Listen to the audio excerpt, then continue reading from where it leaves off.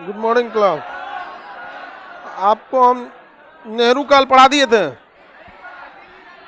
दिल्ली दरबार तो कंप्लीट बता दिए थे। कितने दिल्ली दरबार हुए थे? पहला दिल्ली दरबार कब हुआ? 1877। इसमें इस समय भारत का वायसराय लॉर्ड लिटन।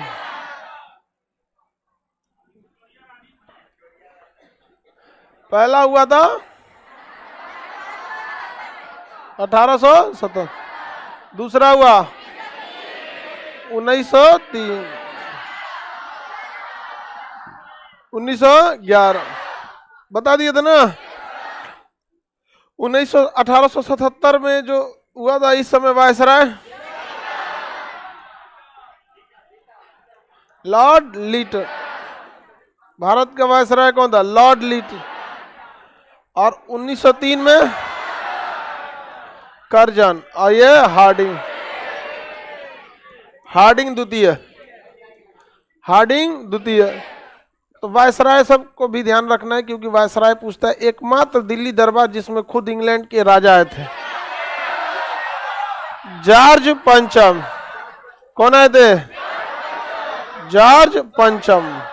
जॉर्ज पंचम। एक एक खानदान में एक से ज्यादा नाम रख देता है सब, न तो उसका पहला दूसरा तीसरा रखता है सब।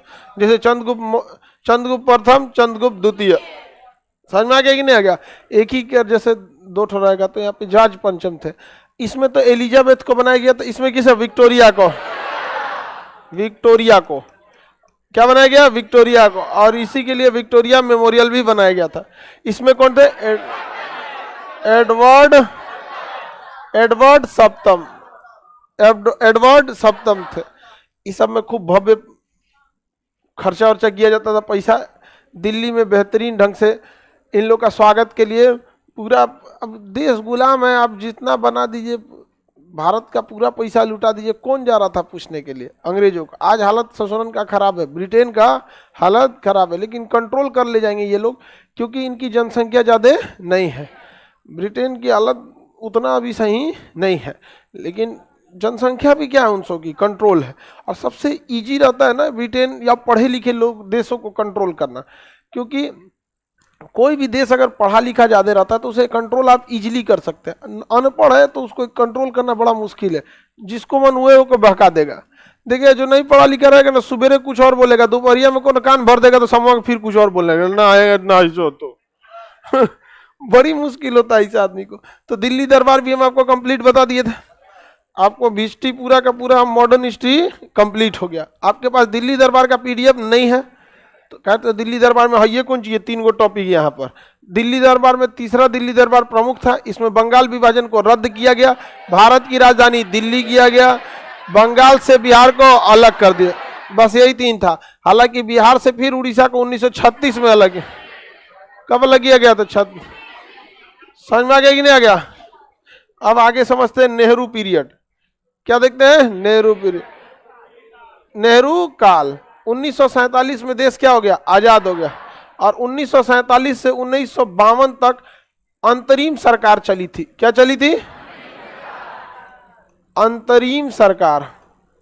अंतरिम सरकार आपको बता दिए थे। अंतरिम सरकार में मंत्री, प्रधानमंत्री कौन थे? जवाहरलाल नेहरू।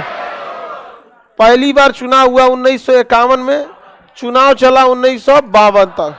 उसके बाद ओरिजिनल जो सरकार बनी थी वो 1952 में बनी थी। 1952 में बनी थी।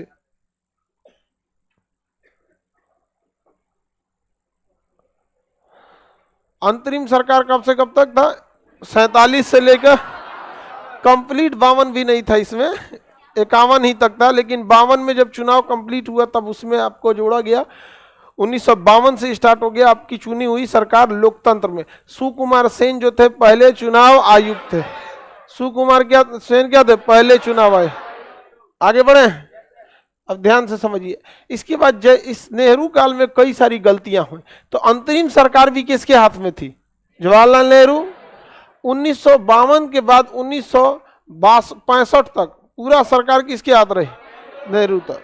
63 तक रही। किसके बाद? जवाहरलाल। 63 तक रही। चुनाव के बाद भी वही क्या बने? प्रधानमंत्री। पहले टर्म में भी वही, दूसरे टर्म में भी वही, तीसरे टर्म में भी वही थे, लेकिन उसी तीसरे टर्म में दौरान उनका क्या हो गया, मृत्यु हो गई, उनकी मृत्यु हो गई। तब किसे बनाया गया, लाल बहादुर शास्त्री। किसे बनाया गया था, लाल बहादुर शास्त्री। यानी इसका मतलब है शुरुआती दौर में भारत का जो प्रधानमंत्री या जो भी था वो जवाहरलाल नेहरू के हाथ में था।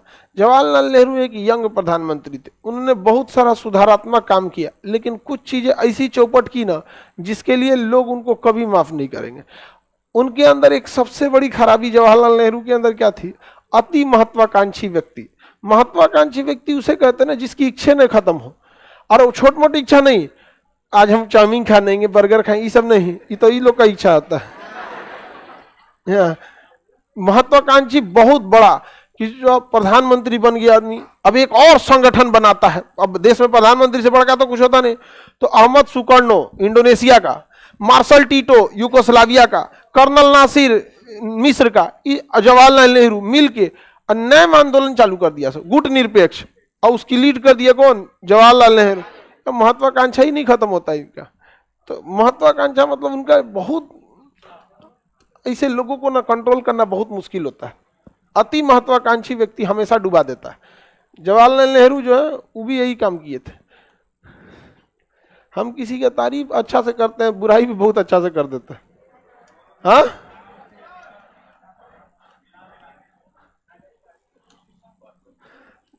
बुराई वगैरह हम आप लोग का तो हम कभी बुराई नहीं किए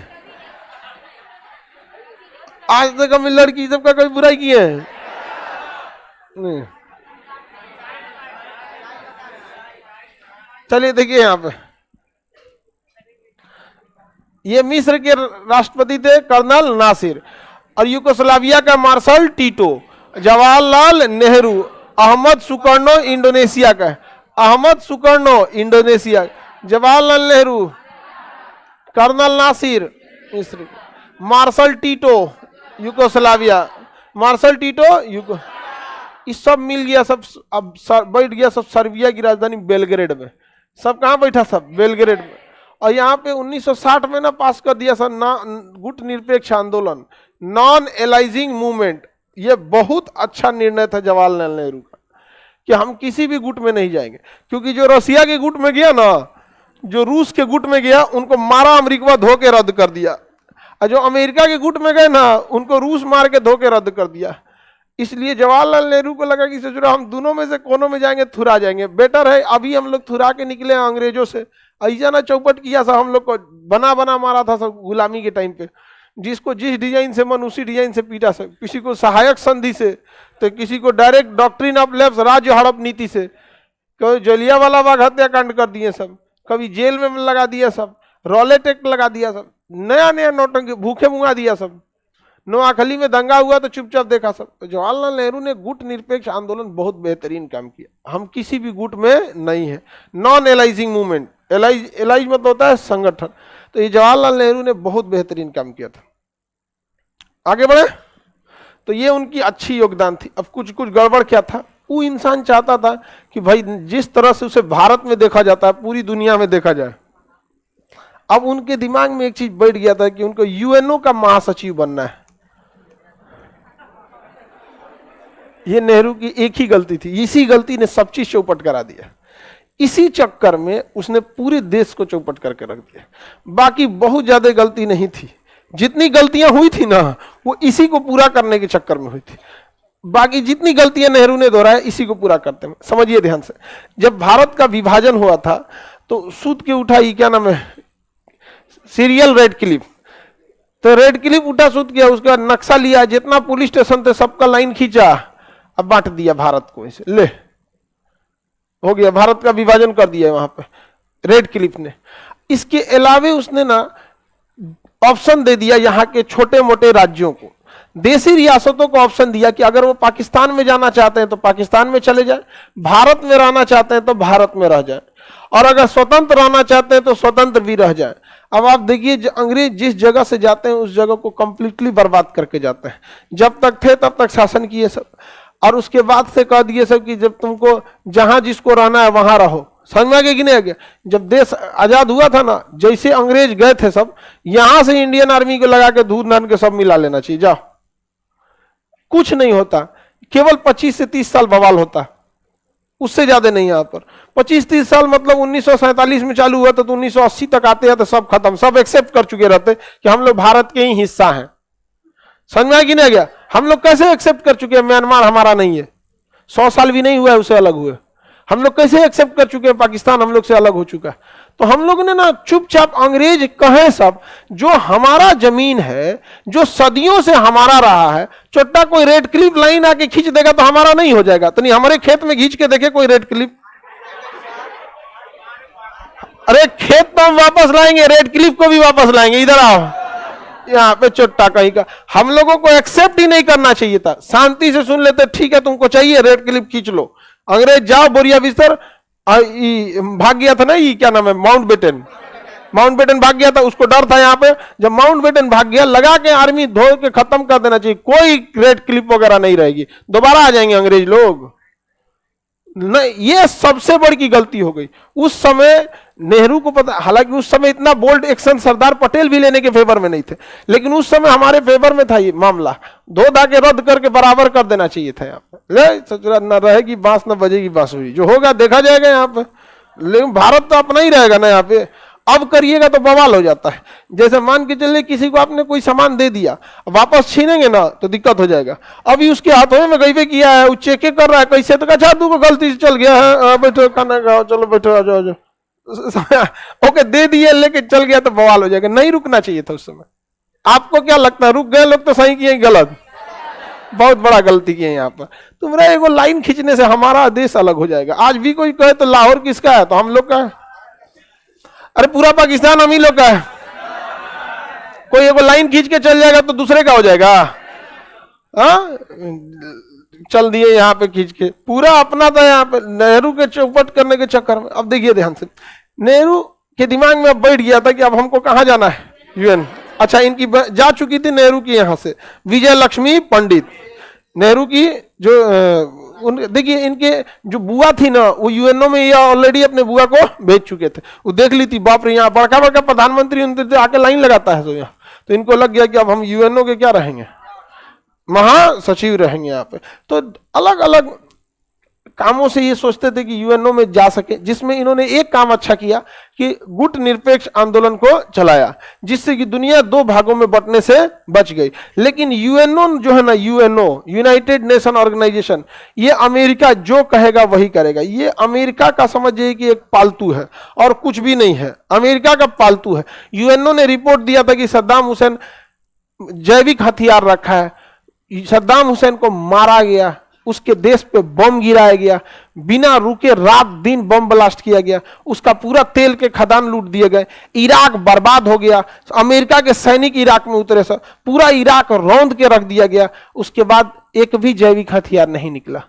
याद रखिएगा, अमेरिका जिसे मारता है पहले उसे बदनाम कर देता है। कहा जाता है कुत्ता को मारना है तो पहले उसे पागल घोषित कर दो, मारने में आसानी होगी। यहाँ पर अभी वो ईरान के पीछे पड़े हैं कि परमाणु हथियार रखा है। ईरान का कोई भी शिक्षक या कोई भी डिप्लोमेट ये कहने ही नहीं आ रहा है यही आरोप तो आप इराक पे लगा रहे थे। वो बार बार सफाई दे रहा है। अरे सफाई नहीं देना चाहिए, डिफेंसिव से अच्छा होता है ऑफेंसिव होना, समझेगा। बचाव कीजिएगा तो हो सकता है कि आप बच जाएंगे, लेकिन हमला करने वाला भी कंप्लीटली सुरक्षित रहेगा। ऑफेंसिव रहिएगा तो जो हमला करने वाला ओकरो लगेगा यहाँ पर, वो भी भाग जाएगा वहां पे। समझ में आ रहा है कि नहीं आ रहा है? तो ये गड़बड़ करता था अमेरिका। तो यहाँ पे जब मौका दिया गया कि किसी भी देश का मन है तो जो भी जिधर भी चाहे रहना चाहे रह सकता है, तो कश्मीर के राजा हरि सिंह, इनके अपने दिमाग सठियल था। कश्मीर के राजा हरि सिंह कह रहे हम अलगे रहते, कहां रहेंगे, अलगे रहेंगे यहाँ पे। उनका जो प्रधानमंत्री था शेख अब्दुल्ला, क्या नाम था, शेख अब्दुल्ला, बहुत होशियार आदमी था। शेख अब्दुल्ला को लग गया था, एक चीज देख लिया था शेख अब्दुल्ला,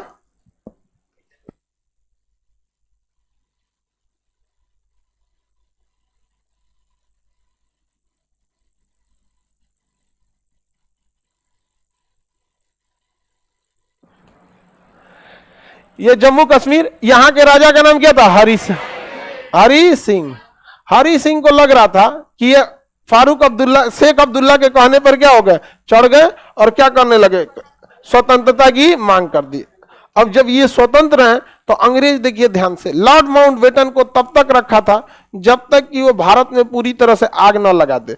लॉर्ड माउंटबेटन को तभी भेजा गया जब कश्मीर का मुद्दा फंस गया, जब पाकिस्तान का विभाजन हो गया, और ये लोगों को समझ में नहीं आया। उस समय चुपचाप एक्सेप्ट करते, ठीक है अब लॉर्ड माउंटबेटन आप जाइए। जैसे लॉर्ड माउंटबेटन की जहाज इंग्लैंड में लैंड करती, यहां से मार धो धा के अपन एरिया ले लेना चाहिए। समझ में आ गया कि नहीं आ गया वहां पे? और जो बार इतने मार काट हो गए थे आजादी के समय, तो हरि सिंह को उसने चढ़ा दिया। हरि सिंह को किसने चढ़ाया? हरि सिंह को शेख अब्दुल्ला ने। किसने चढ़ा दिया? शेख अब्दुल्ला। शेख अब्दुल्ला, शेख अब्दुल्ला जो था, फारूक अब्दुल्ला इनका बेटा, उमर अब्दुल्ला उनका बेटा, नाती पोता ना, अरे नाती पोता जॉन बराबर, ग्रैंडसन। तो शेख अब्दुल्ला हरि सिंह को फूल चढ़ा दिया गया। आपको कोई जरूरत नहीं आ रहने का, किस चीज की कमी है कश्मीर में, अपना देश बनाया जाएगा। अरे सोच रहा तो नहीं, ऐसे लोग महत्वाकांक्षी होते हमेशा डूब जाते हैं। लोग अपना देश बनाएंगे, जिसको देखो अपना देश चला लेना खिलवाड़ हो जाता है। तो यहां पे इन्होंने कह दिया। अब पाकिस्तान का जिन्ना जो था हाईली एग्रेसिव बंदा था। वो जिन्ना ने क्या किया, यहां कुछ जनजातीय लोग थे जो पहाड़ों पे रहते थे, जिन्हें कबायली कहा जाता था। इन कबायलियों को भेज दिया कहां? कश्मीर में। कहां भेज दिया? कश्मीर में। ये कबायली कश्मीर में आके ऐस तबाही मचाना चालू किए सबने, जिसका कोई हद नहीं। जिन्ना का क्रिस्टल क्लियर था, वकील था और जानता था कि अगर जमीन का विवाद हो गया तो उसी का जमीन जिसका कब्जा। और नेहरू का जने कुंची के वकील थे, देखे मुंह टुकुर टुकुर देख रहे थे यहाँ पे, लोल कहीं समझ आ गया कि नहीं आ गया? चुपचाप वो देख रहे थे वहां पे। जमीन विवाद में जिसके जमीन पर कब्जा है, जमीन आप समझिए कि उसका बहुत हद तक पावर हो जाता है, क्योंकि जब तक मुकदमा चलेगा तब तक जिसका जहां कब्जा है वो वहीं पड़ा रहेगा यहाँ पे। अब जिन्ना इस बात को एकदम बढ़िया से जानता था। जिन्ना का मुख्य उद्देश्य यही था कि ज्यादा से ज्यादा जमीन कब्जा कर लो, ताकि जब टेबल पर बैठेंगे तो बात करने में आसानी होगी।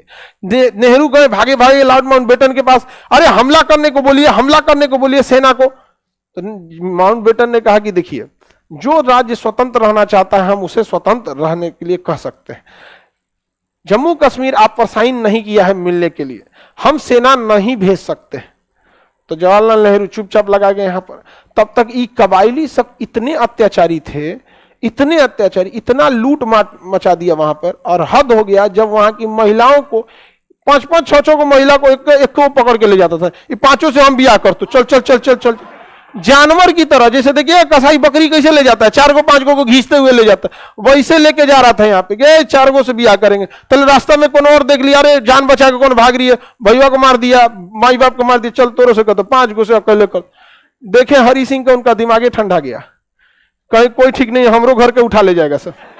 तब दौड़े दौड़े आए नेहरू के पास कि हमारा मदद कीजिए। तो नेहरू कहे कि हाँ हाँ मदद करना जरूरी है, अब हम सेना भेजेंगे। सरदार पटेल ने कहा कि छोड़ दीजिए इसका, बहुते कर गर्मी चढ़ल था, हरि सिंह अपन अलग देश बनाएंगे, बना लो। तो कहा महाराज ऐसा मत कीजिए, हमसे गलती हो गया सर। सरदार पटेल का एग्रीमेंट तैयार है, साइन कर यहाँ तुरंत साइन कर यहाँ पे। तो उसने साइन किया 26 अक्टूबर 1900 साइन करें यहाँ पे। नेहरू कहे क्या महाराज पटेल आप तो गजब आदमी है, देखिए मुसीबत पड़ल है, आप साइन भागल जा रहा है। करे कि साइन भागल जा रहा है, एक पास हम गए थे पहले कि विलय कर लो, तो चमका रहा था मई को, कह दे कि अलगे हम रहेंगे, अलगे रहेंगे। समझ में आ गया? अलगे रहोगे, लो अलगे रहेंगे। देश बनाने का शौक है तो लड़ाई भी लड़ने की हिम्मत रखना चाहिए। समझ में आ कि नहीं गया? मधुमक्खी के डंक से डर लगता है तो छत्ता में हाथ नहीं डालना चाहिए, लड़ने का क्षमता रहना चाहिए। सरदार पटेल पूरा भड़क गए थे उसके ऊपर। बेचारा हरि सिंह कहा महाराज गलती हो गई, यहाँ पे गलती हो गया, हम साइन करा लीजिए, साइन करा। जैसे साइन कर लिए तो भारत का अंग बन गया। तब जवाहरलाल नेहरू स्वतंत्र हो गए भारतीय सेना को भेजने के लिए, और उसी दिन उन्होंने भारतीय सेना को भेजा ब्रिगेडियर उस्मानी के नेतृत्व में। अब पाकिस्तान के लिए सरदर्द बन गए ब्रिगेडियर उस्मानी, क्योंकि अगर ब्रिगेडियर उस्मानी नहीं मरे रहते युद्ध में ना, तो भारत के पहले सेनापति रहते, सेना अध्यक्ष रहते, पहले वही मतलब क्या रहते, सेना अध्यक्ष रहते। क्योंकि अंग्रेज जब शुरुआती सेना अध्यक्ष अंग्रेज था, अंग्रेज बहुत होशियार थे सब। माउंटबेटन को छोड़ा था सर और सेनापति को छोड़ा था सर कि भारत कोई बड़ा एक्शन न ले सके। इन लोग को समझे में नहीं आ रहा था, कोई बात नहीं। तो ब्रिगेडियर उस्मानी को जब भेजा गया, उस समय तक पाकिस्तान का यह एरिया कब्जा हो चुका था। जब ब्रिगेडियर उस्मानी को कमान दिया गया था ना, उस दिन के बाद 1 इंच भी जमीन पाकिस्तान कब्जा नहीं कर पाया, बल्कि उसके बाद से इन्होंने कई हजार गांव को वापस लाया था। लगभग 3 से 4 हजार गांव को उन्होंने क्या किया था, वापस लाने की किया था। वहां पे छोटे छोटे जो गांव वगैरह थे जिस पर पाकिस्तान ने कब्जा कर लिया था। और नौशेरा का एक जगह था जो हाइट में बहुत ऊंचा था, और यहां पाकिस्तान ने कब्जा कर लिया था। जगह का नाम था नौशेरा। इतनी हाइट पर था ना कि अगल बगल के जितने एरिया था वहां से वो आराम से बम्बार्डमेंट कर सकता था। अब युद्ध में जो आपकी ऊंचाई पे रहेगा वो ऑटोमेटिक क्या होगा, लाभ होगा। अब हमारे स्टेज है यहाँ पे हम रहेंगे, आप नीचे रहेंगे तो ऑटोमेटिक हाइट क्या हो जाएगा, कम हो जाएगा, इसे पकड़ा जाएगा, नहीं समझ में। तो युद्ध में हाइट पे था। ब्रिगेडियर उस्मानी को नौशेरा भेजा गया। सुबेरे ब्रिगेडियर उस्मानी पहुंचे, एएम में युद्ध किए, पीएम में कब्जा हो गया। मतलब 12 बजे से पहले एएम होता है, 12 बजे के बाद पीएम होता है। पाकिस्तान को सबसे ज्यादा गुरूर था कि वो नौशेरा पे कब्जा किया है, और नौशेरा को मार के उन्होंने कब्जा करके अपने अंडर में ले लिया। इसलिए ब्रिगेडियर उस्मानी को नौशेरा का शेर कहा जाता है। क्या कहा जाता है, नौशेरा का शेर। और उसके बाद ब्रिगेडियर उस्मानी पाकिस्तानी सेना को 1 इंच आगे नहीं बढ़ने दिए, चाहे वो कबायली हो चाहे कुछ हो। ब्रिगेडियर उस्मानी में एक और गड़बड़ी थी, कुछ ज्यादा ही मतलब थे, निडर थे। अब युद्ध के मैदान में खुदे सीधे चढ़े गए थे। जहां जब सीधे खड़े होकर सैनिकों को भाषण दे रहे थे, एक तोप का गोला आके सीधे इनके ऊपर गिर गया और ब्रिगेडियर उस्मानी वहीं पे शहीद हो गए थे। बाद में मामला धीरे धीरे कॉम्प्रोमाइज के ओर गया। नेहरू ने यहाँ फिर वो गलती कर दिया। नेहरू ने गलती क्या कर दिया, लेके मामला यूएनओ चल गए, क्योंकि इनको जाना ही था यूएनओ। वकील को अगर कोर्ट में जाना है तो हर मामले में कोर्टे कर देगा, दाएं से क्या कर देता है, कोर्ट में चल जाता है। लेके चल गए कहां पर, यूएनओ। आप नहीं थे उस समय, बकलोलो हम इतना बूढ़ लग रहे हैं तोरा।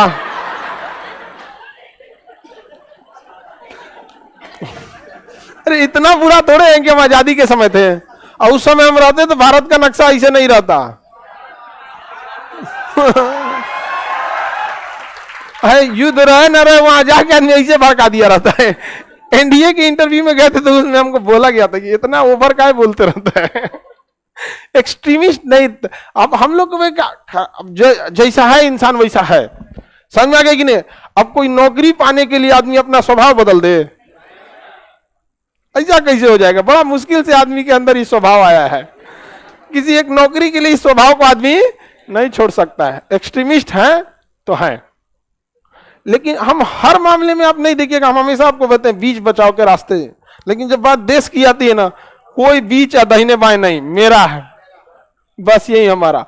तो अब यहां पर मामला बढ़ गया। अब जवाहरलाल नेहरू जो थे युद्ध में, अभी पहली बार युद्ध देखे थे, धड़ाधड़ इनको बहुत भरोसा था किसके ऊपर, ब्रिगेडियर उस्मानी को। और जिन्ना पर कोई भरोसा था उस्मानी को कि जिन्ना की ओर से चल जाएंगे ब्रिगेडियर उस्मानी, क्योंकि जब देश गुलाम था तो ब्रिगेडियर उस्मानी की मतलब योग्यता को देख के अंग्रेजों ने उन्हें इंग्लैंड भेजा था ट्रेनिंग करने के लिए। और इंग्लैंड ट्रेनिंग करने, अभी जिस तरह से अगर आपको अधिकारी बनना है तो या तो आपको पूना में 3 साल ट्रेनिंग करना पड़ेगा खड़गवासला में, और फिर 1 साल आपको अलग से ट्रेनिंग करना पड़ेगा आईएमए देहरादून में। जब ये 4 साल कंप्लीट हो जाता है तब जाके ही आप अधिकारी बनते लेफ्टिनेंट। उससे पहले अभी एक और पद होता था, सेकंड लेफ्टिनेंट, लेफ्टिनेंट, फिर उसके बाद captain, major, lieutenant colonel, colonel, brigadier, major general, lieutenant general, general.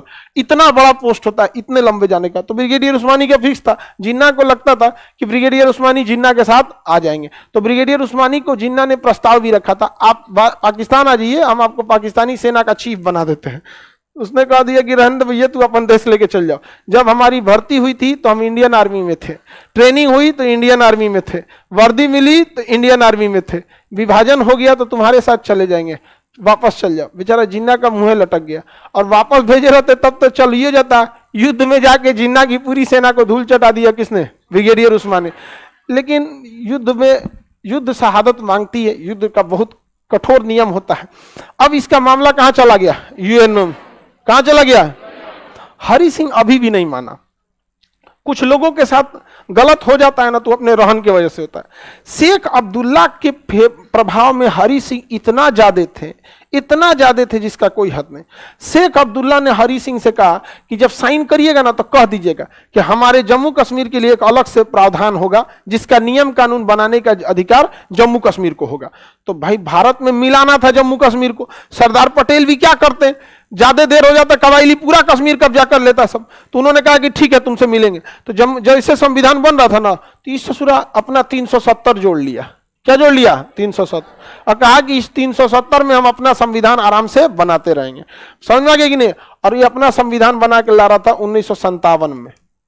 370 complete कब हुआ था? 1957। खूब अच्छा से बना के लाया। कौन? हरि सिंह। हरि सिंह कुछ नहीं थे, सारा काम कौन कर रहा था? यानी 370 की पूरी रूपरेखा किसने तैयार किया था? आगे किसको रखा था? हरि सिंह। तो देर यही कूद रहे थे। आज हरि सिंह का कोई नाम लेने वाला है? बाकी पूरे कश्मीर पे कब्जा हो गया किसका? शेख अब्दुल्ला। शेख अब्दुल्ला का बेटा फारूक अब्दुल्ला अभी भी है, और उनका बेटा उमर अब्दुल्ला। कौन थे? उमर अब्दुल्ला। उमर अब्दुल्ला 370 जोड़ दिया गया, और इसी 370 का नतीजा आप देख रहे हैं कितना लंबा समय तक हो गया था। 370 हट गया। अब यहां से क्या है कि अभी भी आपको 15 से 20 साल लगेंगे घुलने मिलने कश्मीर में, कश्मीर को घुलने मिलने में। कि और ये कश्मीर की समस्या को और रद्द करेगा सब है छोटका साइज का नेता सब। ये अंट संट बवालबाजी करेगा सब, उल्टा सीधा भाषण देगा सब। मोदी जी को इस मामले में ठीक तुरंत डांट देते हैं, छोटका मोटका ज्यादा रहेगा। तो यहाँ पे बड़े मामले को निपटारा करना चाहिए। हर राज्य को वहां पर जम्मू कश्मीर में जब धीरे धीरे मिलना चालू हो जाएगा तो थोड़ी सी शांति आएगी। तो जम्मू कश्मीर का मामला समझ में आ गया कि नहीं आ गया? अब मामला कहां चला गया? यूएनओ। अब यूएनओ ने कह दिया, दो नियम बताया, एगो को पाकिस्तान नहीं मानने को तैयार, एगो को भारत मानने को तैयार नहीं। पहला कहता है जम्मू का वो यूएनओ कि पाकिस्तान को अपनी सेना वापस बुलानी पड़ेगी। पाकिस्तान को सेना क्या करनी पड़ेगी? वापस बुलाना पड़ेगा। और भारत से कहता है कि आप यहां पर जनमत संग्रह कराइएगा। क्या कराएंगे? जनमत संग्रह, रेफरेंडम। मतलब यहां के लोगों से पूछिएगा कि आप कहां रहना चाहते हैं। समझ आ गया कि नहीं? भारत चाहता ही नहीं है जनमत संग्रह, क्योंकि वहां पे पाकिस्तान ने पूरा जहर बो के रखा हुआ है। जनमत संग्रह में बोल देगा सब ज्यादातर कहां जाने के लिए? हाँ, पाकिस्तान बोल देगा सब जाने के लिए यहां पर। दूसरा, पाकिस्तान सेना वापस नहीं बुलाना चाहता है, क्योंकि जानता है कि जिस दिन पाकिस्तान सेना वापस बुलाएगा उस दिन भारत सेना चढ़ जाएगी, कहेगी ना हो तो अब जो करना है कर लो। समझ आ गया? तो भारत सरकार जब भी यूएनओ में कश्मीर का मुद्दा उठाता है ना पाकिस्तान, तो भारत सरकार कहती है कि ठीक है तो तुम अपनी सेना वापस ले जाओ। पहले सेना वापस ले जाओ, कि यूएनओ का नियम कहता है कि पहले पाकिस्तान को अपनी सेना हटानी पड़ेगी, उसके बाद वहां पे क्या होगा? जनमत संग्रह होगा। तो पाकिस्तान कहता है हमको भारत पे भरोसा नहीं है। तो कहा नहीं भरोसा है तो जाओ घरे जाओ अपना, नहीं भरोसा है तो समझ में आ गया कि नहीं आ गया? तो हम दोनों फंसे। अगर जनमत संग्रह हो गया तो हम फंसेंगे, लेकिन जनमत संग्रह का नौबत आने देंगे हम लोग? जैसे सेना आ गया ना, समझ में आ गया? भारत सरकार को अगर इसमें जरूरत पड़ेगी तो अपने बैच के लड़कों को ले जाएंगे। समझ में आ गया कि नहीं आ गया? लड़की सब भी चलेगी सब युद्ध में। आई सब अगर गलती से 2-4 को पाकिस्तानियन को पकड़ लेगी सब ना, तो एगो को 3-4 को पकड़ के मारेगी से उसको। एगो झोंटा नोचेगी पहले, रे चट्टा कहीं का इसको आई मारेगी तो जल्दी मरबो नहीं ना करेगा। 3-4 दिन तक एकदम कहर कहर के मरेगा। अरे बाप, अरे ठोस मारना चाहिए तो ठोस नहीं मारेगी सब, कानमा नोच लेगी, चलिए बकोट वकोट देगी सब, बेचारा को अजीब डिजाइन से मरेगा। लड़का सब ना बरियारे मारता है, पकड़ के यहाँ ईट देगा गटैया जा है। ये उतना थोड़े मारती है, आराम से मारी। दुष्ट कहीं का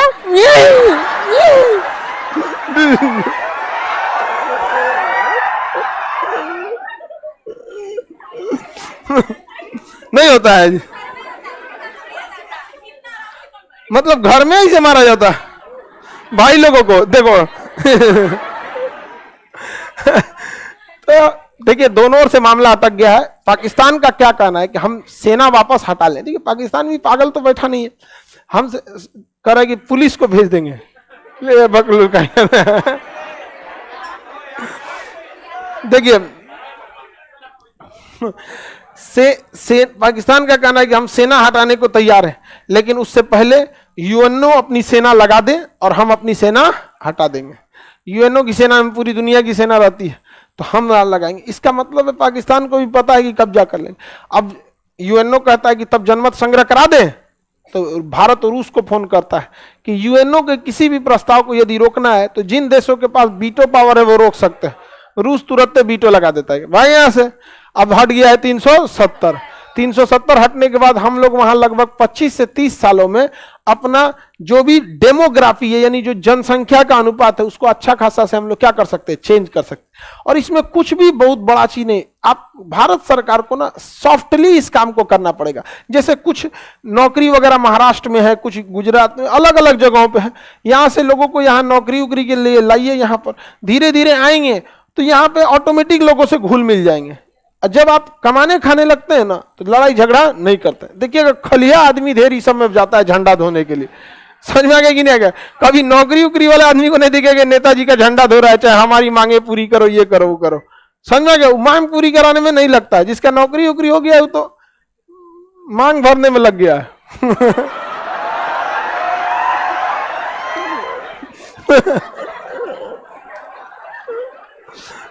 नहीं समझ में आ गया? समझ गए?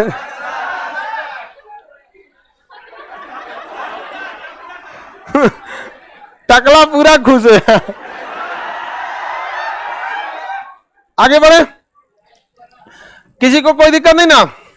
तो यूएनओ मामला, अगर कश्मीर के लोग घुल मिल जाएंगे भारत से तो कश्मीर के लिए सही है। देखिए कश्मीर में पाकिस्तान ने इस तरह से तांडव मचाया था कि जब 370 जोड़ा गया था तो इसने ऐसा कर दिया था कि पाकिस्तान की अगर किसी लड़की की शादी कश्मीर के लड़का से होती है तो इस लड़की को भी कश्मीर की नागरिकता मिल जाती थी, लेकिन भारत की अगर किसी लड़की की शादी होती थी तो उसे नहीं मिलती थी। सोचिए इतना खराब नियम लागू किया गया था। यहाँ पे यहाँ दोहरा कानून लागू था। यहाँ आरबीआई का नियम नहीं लग सकता था, राष्ट्रपति शासन नहीं लग सकता था। यहाँ 370 जब तक था तब तक यहाँ पर कोई भी व्यक्ति भारत का यहाँ जाके बस नहीं सकता था, ना ही यहाँ जमीन खरीद सकता था। बड़ी नौटंकी था। 370 हम हटा भी नहीं सकते थे क्योंकि संविधान में लिखा था कि 370 जो है, 370 में लिखा गया है कि जम्मू कश्मीर की सीमा भारत की सीमा है, यानी जो जम्मू कश्मीर की सीमा है वो भारत की सीमा है। ये किसमें लिखा गया है?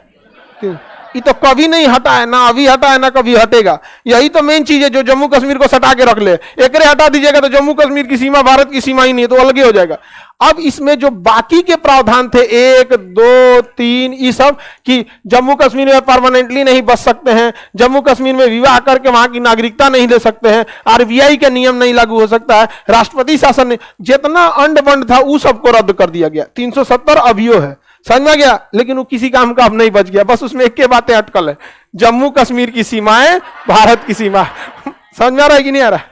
अच्छा काम हुआ ना। 370 काय को हटाएंगे भाई? अब 370 हट जाएगा तो जम्मू में कश्मीर कागजी तौर पे क्या हो जाएगा? हट जाएगा। आगे बढ़ गया है। अरे कहने वालों के लिए हट जाएगा यहाँ पर। समझ में आ गया कि नहीं आ गया? 370 हट उठ जाए फिर भी अगर बस गट्स के साथ प्रधानमंत्री लाल किला से खड़ा होकर कह देना यहाँ पे कल ले लेंगे पीओ के, समझ में आ गया कि नहीं आ गया? बस वो खड़ा होकर एक बार बोल दे कि भारत के 140 करोड़ लोग निर्धारित कर दे आपको पीओ के चाहिए या नहीं चाहिए। बस अब उसका प्रधानमंत्री को कहिए कि आप घर में सोइए, 1-2 दिन बाद का अखबार पढ़िएगा। बात करते हैं यहाँ भाई, समझ में आ गया कि नहीं आ गया? बाद में वो खुदे आएंगे समझौता कराने। अरे तनी सा वापस के दीजिए, ये लाहौर अपना थोड़े था। सब गलत बात है, ऐसे अंड बंड कब्जा कर ली है आपको ज्यादा। समझ में आ गया कि नहीं आ गया? सब आराम आराम के चक्कर में हो गया। कुछ नहीं कर सकता यूएनओ, नथिंग। अमेरिका ने इराक को बर्बाद कर दिया। क्या किया? इराक तबाह हो गया। आज वहां पे लोग खाए बिना मर रहे हैं। अफगानिस्तान में घुस के मारा, 20 साल तक बम गिराया। क्या किया यूएनओ? वियतनाम में 27 करोड़ बम गिराया। क्या किया यूएनओ? कोरिया को तबाह कर दिया। क्या किया यूएनओ? सीरिया में तबाही मचा के रखा हुआ। क्या कर लिया यूएनओ? हम लोग भी उड़ा देंगे पीओ के। क्या कर लेगा यूएनओ? अरे नहीं होता है ऐसा, ये सब बस देखो क्या कर रहा है। कल से चलो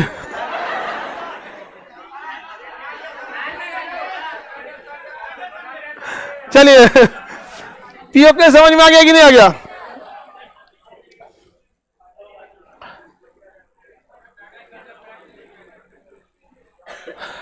तो जम्मू कश्मीर का समझ में आ गया आप लोग को?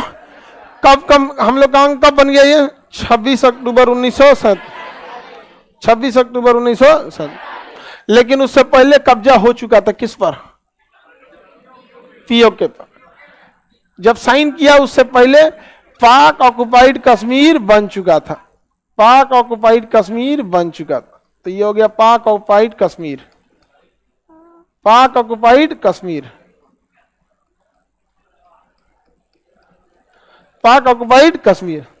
इतना लेके चल गया 30%। कितना ले जाते हैं? अब जवाहरलाल नेहरू को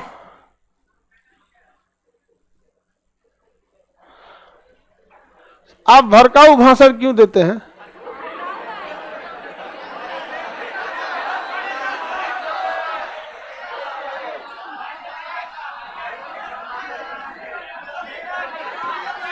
कश्मीर दे देता पाकिस्तान को, लोल कहीं का। यो नेहरू के दिमाग का।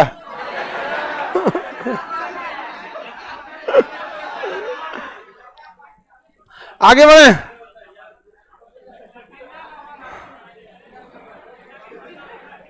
जिन्ना का,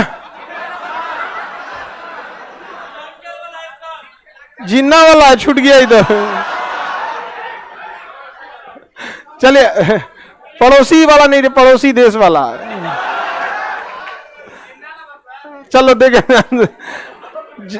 नेहरू को एक चीज पता थी, अगर चाइना को नहीं रोक पाए तो गड़बड़ हो जाएगा। अगर चाइना को नहीं रोक पाते हैं तो क्या हो जाएगा? गड़बड़ हो जाएगा। इसलिए चाइना को रोकना बहुत ज्यादा जरूरी है। तो इसलिए जवाहरलाल नेहरू चाइना से समझौता करना चाहते थे। उन्होंने किया पंचशील समझौता। चाइना से कौन सा समझौता हुआ? पंचशील समझौता। पंचशील समझौता 1954 में हुआ। पंचशील समझौता 1954 में। यहां नेहरू ने गलती क्या किया, समझिए ध्यान से। होमी जहांगीर भाभा ने 1954 में कह दिया था कि 20 साल लगेंगे हमें परमाणु बम बनाने में। 20 साल क्या लगेंगे? परमाणु बम। एक बार परमाणु बम बन गया तो फिर कोई देश आपको आंख नहीं दिखा सकता कि खराब। अभी यूक्रेन के पास परमाणु बम रहता ना, तो जब तक युद्ध चल रहा है उसके बाद मार देता यूक्रेन, धाए दे उधियाइए गए रहते लोग यहाँ पर। लेकिन रूस के पास भी क्या है? परमाणु बम है यहाँ। तो पंचशील समझौते में जवाहरलाल नेहरू के दिमाग में बैठ गया था कि 20 साल तक हमको कैसे भी बड़े देश से युद्ध नहीं लड़ना है, युद्ध नहीं लड़ना है। समझ में आ रहा है कि नहीं आ रहा है? इसलिए वो पंचशील समझौता बनाए। और पंचशील समझौते के लिए 20 साल मनाने के लिए किसके पास चले गए? चाइना के पास। इस समझौते में 5 बातें लिखी गई थी। 5 बातें लिखी गई थी। एक दूसरे की अखंडता का ध्यान रखना, यानी ऐसा नहीं है कि कोई देश दूसरे देश को तोड़ने का प्रयास करेगा। अखंडता का ध्यान रखना। एक दूसरे के पर युद्ध न करना, युद्ध नहीं करना। एक दूसरे के आंतरिक मामले में हस्तक्षेप न करना, आंतरिक मामले में हस्तक्षेप नहीं करना। अंतर्राष्ट्रीय मंच पर सहयोग करना, अंतर्राष्ट्रीय मंच पर एक दूसरे का सहयोग करना। समझ में आ गया कि नहीं आगा? एक दूसरे के लिए लाभ की स्थिति बनाना, मतलब दोनों का व्यापार से फायदा हो सके। पंचशील का मुख्य उद्देश्य बस यही था, युद्ध ना करना। लेकिन जवाहरलाल नेहरू तो लीपापोती के चक्कर में 4 गो और जोड़ दिए थे ताकि डायरेक्टिव ना हो। यहाँ पर यही गड़बड़ हो जाता है, डायरेक्ट बोलना चाहिए। पंचशील समझौते के जगह पे 21शील समझौता रहता, युद्ध विराम समझौता, एक दूसरे पे कभी युद्ध नहीं करेंगे। लेकिन लीपापोती के चक्कर में रद्द कर दिए। 5 गो सिद्धांत लेके चल गया पंचशील। नेहरू के दिमाग में बैठा था 20 साल युद्ध नहीं करना है। तो ये चाहते थे नेहरू, जवाहरलाल नेहरू, कि चाइना जो है इसे 20 साल के लिए क्या कर सके? एक्सेप्ट कर ले। 20 साल के लिए एक्सेप्ट, तो रख दिए कि हम लोग इस समझौते को 20 साल के लिए करते हैं। लेकिन चाइना का प्लान कुछ और था। उसने कहा कि हम पहले इसे 6 साल के लिए मानेंगे। कितना साल के लिए माने? 6 साल के लिए मानेंगे। 1960। कितने साल के लिए? 6। तो 6 साल कब हो जाता है? 1960। अभी बताओ, आपको कोई चीज 20 साल के लिए चाहिए तो 20 साल थोड़े बोलिएगा, बोलिएगा 100 साल के लिए, तब घट के हुआ आएगा ना 20 साल पे। सीधे जाएंगे 20 साल के लिए तो मानेगा? जवाहरलाल नेहरू को मलाई करने नहीं आता था। ज्यादा ना बोलना चाहिए यहां पर। अब मान के चलिए आपको 5 लाख दहेज चाहिए तो 5 लाख बोलिएगा तो घट के 2-3 लाख आ जाएगा। नहीं आ जाएगा? तो उसको उसी हिसाब से मार्जिन लेके बोलना पड़ता है, समझा गया। लड़की लोगों को भी अगर मान के चलिए मोलाई कराना है तो स्टार्ट कर दे, इतना ना दे पाएंगे, 40,000 दे देंगे 1000 से चालू करो, अच्छा ठीक है 42,000 ले लेना तो नेहरू के दिमाग में ये चल रहा था कि चाइना 20 साल आराम से मांग लेगा, लेकिन चाइना के दिमाग में एक चीज चल रहा था कि उसे हमेशा छल करना है। चाइना के दिमाग में क्या करना, छल करने का मन था। अब चाइना ने सोचा कि जब 6 साल समझौता हो ही गया है तो भारत का यूज किया जाए। भारत का क्या किया जाए, यूज किया। उसने तिब्बत पर कब्जा कर लिया 1959। पूरी दुनिया बवाल मचा दी कि चाइना ने गलत किया है। अब कहीं पे गलत होता है तो उसके अगल बगल से ही आवाज उठती है। यूक्रेन का मामला यूरोप वाले ज्यादा समझ रहे हैं कि अफ्रीका का कोई जाके समझेगा, तो पूरी दुनिया भारत से कही कि आप आवाज उठाइए कि चाइना ने गलत किया। चाइना नेहरू को फोन कर दिया। पंचशील समझौता में देखिए, अंतर्राष्ट्रीय मंच पर एक दूसरे का साथ देना है, विरोध मत कीजिएगा, एक दूसरे के आंतरिक मामले में हस्तक्षेप नहीं करना है। तिब्बत का मामला मेरा आंतरिक हस्तक्षेप मत कीजिएगा, एक दूसरे की अखंडता का ख्याल रखना है। हम उस पर कब्जा कर लिए, आप तोड़ना काहे चाहते हैं? तो नेहरू ने कह दिया कि ये तो उनका आंतरिक मामला, हम इसमें क्या बोलेंगे। पंचशील का अच्छा से यूज कौन कर लिया? चाइना। किसने कर लिया? चाइना। चाइना कर लिया कि नहीं कर लिया? पंचशील खत्म कब हुआ? 60 में। 60 में क्या हो गया? पंचशील खत्म हो गया। नेहरू गए कि इसको रिन्यू करना है, तो कहा कि रिन्यू कर देंगे, पहले कुछ ना जमीन विवाद चल रहा है, नक्शा के हिसाब से कुछ गड़बड़ी है यहाँ लद्दाख उद्दाख के एरिया में, यहाँ का भी प्रॉपर मैप नहीं है। नेहरू को लग गया ये तो गड़बड़ है यहाँ पर, और 62 में चाइना ने हमला कर दिया। जैसे पंचशील खत्म हुआ उसके 2 साल बाद चाइना ने हमला कर दिया। समझ में आ गया कि नहीं आ गया? और चाइना हमला जब कर दिया तो इतना 10% एरिया अक्साई चीन का चाइना ने क्या कर लिया? कब्जा कर लिया। अक्साई चीन का कब्जा किसने कर लिया? चाइना ने कर लिया। यहाँ पर पंचशील समझौता रखले रह गया। चाइना ने अच्छे से यूज किया हम लोगों को। इस समय चाइना की एयरफोर्स उतनी पावरफुल नहीं थी।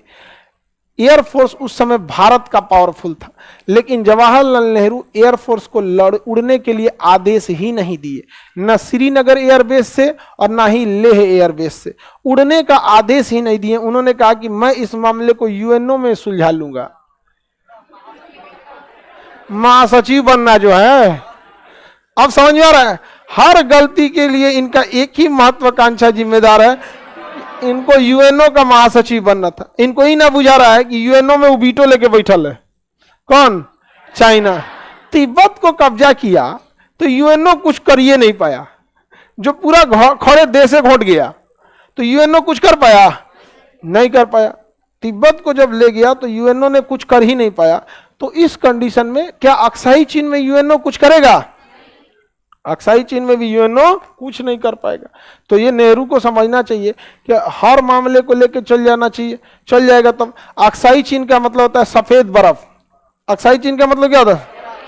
छोटा चाइना एरिया को कब्जा कर लिया। अच्छा, चाइना अब इससे भी आगे आना चाहता है, गलवान घाटी में करेगी ना, थोड़ा सा और मेरा आगे तक है, और थोड़ा सा क्या है आगे तक है यहाँ पर। तो इस बार भारत ने थूर दिया था। पंजाब रेजिमेंट और बिहार रेजिमेंट, 2 रेजिमेंट मिलकर मारी थी, इनको रद्द करके रख दी थी लाठी लाठी से।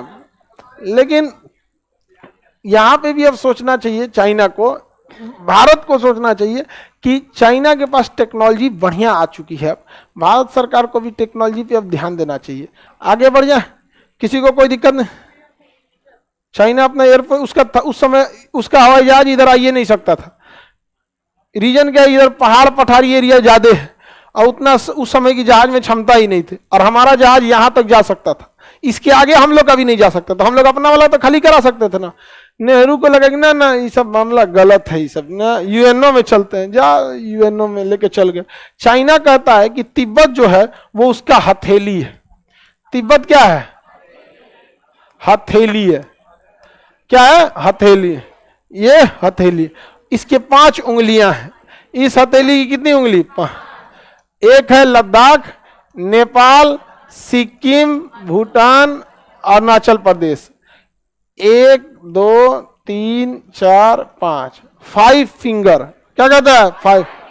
समझ में आ गई? अब ये नेपाल को नहीं समझ में आता है यहाँ पे, इसलिए सिक्किम डर गया, कहा कि महाराज हम तीसरा नंबर उंगली है, हमको अपने में मिला लीजिए।